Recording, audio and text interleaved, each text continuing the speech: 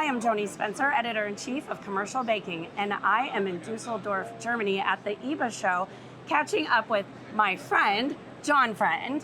He is president of Farm to Market Baking Company in Kansas City. Hi, John. You want to take a walk? Yeah, let's do it. Okay. So this is your first time at IBA, yes? Yeah. So what do you think so far? It's been great. It's huge. Tons of options. I mean, Yes. 10 options on every kind of mixer we'd like to, purchase. Right. Yeah, there's so much to see. You are like a mid-sized bakery in Kansas City, Middle America, and you're really starting to grow. You have an amazing product. What are you seeing here, like on an international level, that is really piquing your interest for your operation in Kansas City? Well, a lot of the stress-free dividers, we do a lot of wet gassy doughs, so volumetric dividers, rayon dividers have caught my eye. Trends, I'm super surprised to see all the sourdough options they have. There's a lot of liquid sourdoughs, starters you can buy, dry sourdough starters. I was just really impressed with that option they have.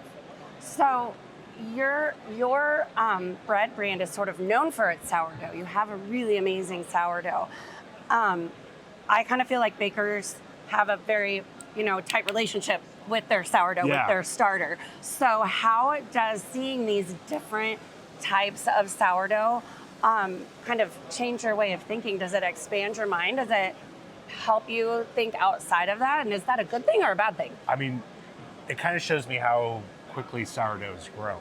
It makes me maybe a little nervous that there's going to be some other options competing with us in the U.S. soon.